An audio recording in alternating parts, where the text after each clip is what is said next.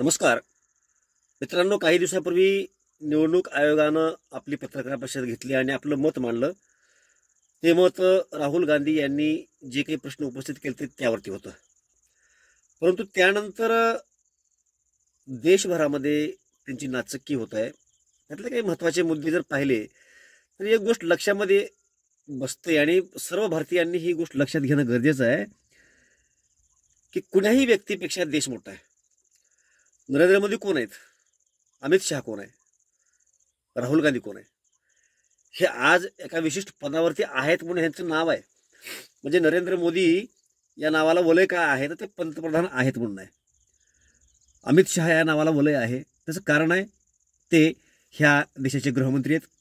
तर विरोधी पक्ष नेते म्हणून राहुल गांधी यांच्या नावाला वलय आहे.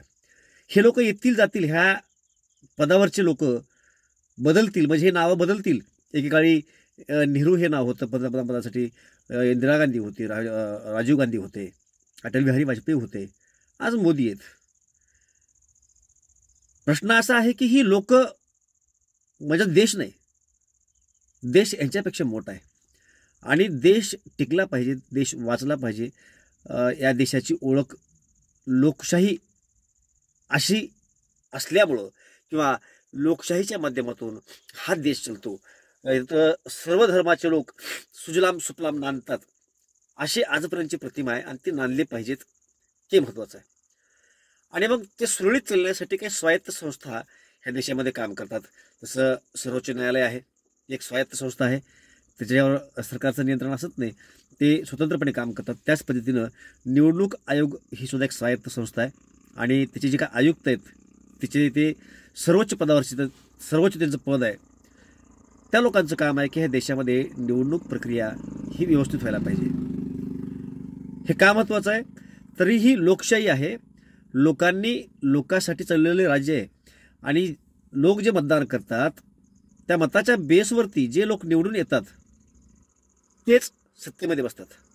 म्हणजे काय तर लोकांना जे लोक आवडतात किंवा जो पक्ष आवडतो त्या पक्षाला सत्तेमध्ये बसवण्याचं काम लोक करतात आणि ती प्रक्रिया पारदर्शक व्हायला पाहिजे. म्हणजे लोकांच्या मूडनुसार, लोकांच्या इच्छेनुसार, लोकांना जर वाटलं की आपल्याला हा पक्ष न्याय देऊ शकेल, या पक्षाचे लोक आपल्याला न्याय देऊ शकतील, असं लोकांना वाटलं तर ते लोक त्यांना मतदान करतात. त्यांचं मतदान तशाला तसं त्यांच्यापर्यंत पोहोचवलं पाहिजे आणि यासाठीचं माध्यम आहे निवडणूक आयोग. निवडणूक आयोगाला काही प्रश्न विचारले होते, त्यातले उत्तर पाहिल्याच्या नंतर आपण देशवासियांनी सर्वांनी हे सगळं मागेल्या 4 दिवसापासून आपण ऐकतोय कशी नाचक्की निवडणूक आयोगाची स्वतः निवडणूक आयुक्तांनी करून घेतलेली आहे, हेही आपण पाहतोय. त्यांना एक प्रश्न विचारण्यात आला होता की राहुल गांधी यांनी एका मतदारसंघामधलं जे काही निवडणुकीचे मतचोरी आहे ती मतचोरी ओपन केली. त्या राहुल गांधी यांना आपण शपथपत्र द्या असं म्हणताय, परंतु त्याच वेळेला 4 विधानसभांची माहिती भाजपच्या एका नेत्याने दिलेली आहे. त्यांना मात्र कुठलंच तुम्ही शपथपत्र मागितलेलं नाही. म्हणजे हा विरोधाभास का? म्हणजे ही एक स्वायत्त संस्था निष्पक्षपणे काम करते का? निश्चितच नाही. कारण एका विधानसभा मतदारसंघामधील निवडणुकीच्या संदर्भामध्ये जे काही मतचोरी म्हणून आरोप राहुल गांधी यांनी केला, तो राहुल गांधी मोठा चोर, मोठा गुन्हेगार, की 4 विधानसभांचे आरोप मतामध्ये घोळ झालाय, चोरी झाली आहे, असा म्हणणारा व्यक्ती मोठा चोर. मोठ्या चोराला हे काहीच बोललेलं नाही. बारक्या चोराला मात्र पकडलं आणि सांगितलं की तुम्ही 7 दिवसाच्या आत मागावं लागेल. पहिला तर मुळामध्ये निवडणूक आयुक्तांना अशा पद्धतीनं आदेश देण्याचे, अशा पद्धतीनं वक्तव्य करण्याचे अधिकारच नाहीत. निवडणूक आयोग म्हणू शकत नाही तुम्ही माफी मागा म्हणून, कारण ते विरोधी पक्ष नेतेच.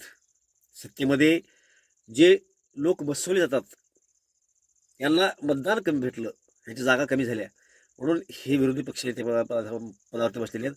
परंतु त्यांचंही पद असंवैधानिक नाही आहे. त्यामुळं अशा पद्धतीचं भाष्य करणं म्हणजे निवडणूक आयोग कशा पद्धतीनं भाजपसाठी काम करतोय हे स्पष्ट होतंय. प्रश्न भाजप का काँग्रेस हा नाही आहे.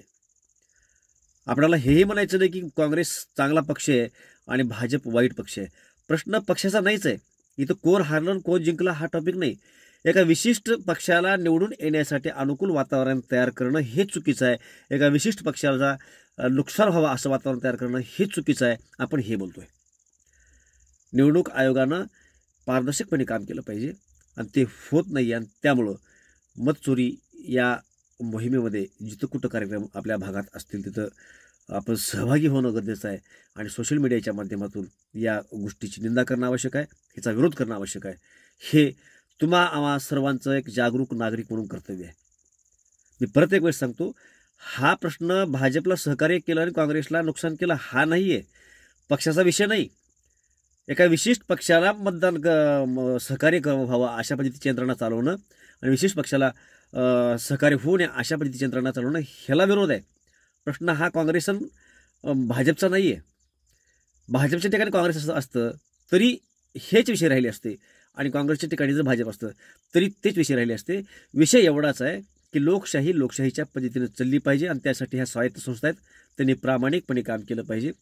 आता अशामध्ये तुकारामजी मुंडे अशासारख्या नेत्याची सुद्धा तिथं निवड व्हायला, कर्मचाऱ्याची निवड व्हायला पाहिजे तिथं, असं सूर देशभरातून येतोय. त्यावरती एक आपण वेगळा व्हिडिओ निश्चितपणे बनवू. परंतु आपण सजग राहा, जागरूक राहा आणि मत चोरी संदर्भामध्ये या बाबतीमध्ये आपली मतं निश्चितपणे कमेंटच्या माध्यमातून असतील ना, आपापल्या पद्धतीने जमल तिथं आपली मतं आपण मांडायला हरकत नाही. आपण सावध होणं अतिशय गरजेचं आहे. जय महाराष्ट्र.